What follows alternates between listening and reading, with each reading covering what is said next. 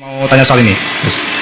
Kalau saya kaji tadi bahwa semua permasalahan itu berasal dari Ali bin Abu Bakar As-Sakron. Nah, pertanyaan saya, apa benar wirid yang disebut wirid sakron itu benar karangan beliau? Sebagaimana Rotib Al-Haddad ternyata karangan Imam Arifai. Itu pertanyaan pertama ya. Ini yang kedua, banyak netizen yang nanya, apa mungkin waliullah melakukan kejahatan masif, pemalsuan nasab secara jariah seperti itu? Ini kurin, yai monggo. Ali As-Sakron punya wirid hizib namanya hizib sakron. Saya belum meneliti apa betul itu wiridan Habib Ali bin Abu Bakar As-Sakron, jadi perlu penelitian khusus. Jikapun benar, maka makam kewalian, jika betul wali di hadapan Allah, itu tidak ada kaitan dengan nasab. Siapapun dia bisa menjadi waliullah. Dan satu yang perlu untuk diingat, tidak ada yang tahu wali kecuali Allah. Saya tidak mengetahui wali kecuali wali, tidak. Tapi tidak mengetahui wali kecuali Allah. Karena wali itu kekasih, kekasih itu adalah fi'lul qalbi bagi manusia. Hanya saya yang mengetahui siapa sebenarnya yang paling saya cintai dari manusia. Begitu pula hanya Allah yang mengetahui siapa kekasih-kekasihnya. Lalu tentang tergugat Habib Ali bin Abu Bakar As-Sakron, kenapa saya selalu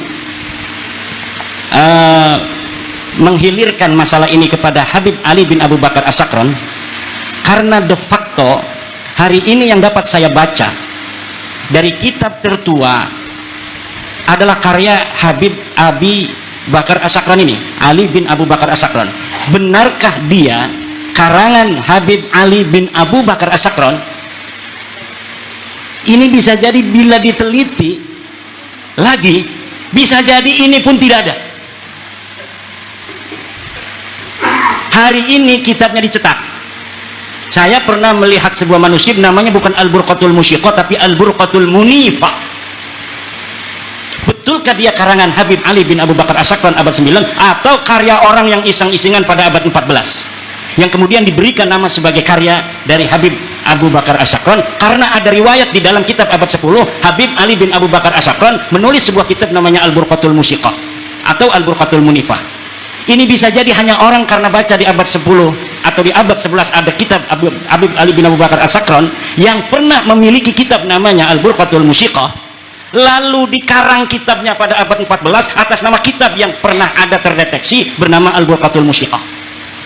Dan ini saudara, hati-hati, ada orang yang ingin berusaha untuk mencari kitab sejaman dengan membaca sebuah referensi bahwa Ubaidili mempunyai kitab bernama Al-Intisar misal, manuskripnya tidak ada, lalu manuskrip itu dibikin hari ini kemudian dinamakan Al-Ubaidili, kemudian proyeksi sedemikian rupa sehingga nampak manuskrip ini menjadi manuskrip yang tua. Ini sering terjadi dan pernah terjadi di Indonesia tentang manuskrip Negara Kertabumi yang di tahun 1696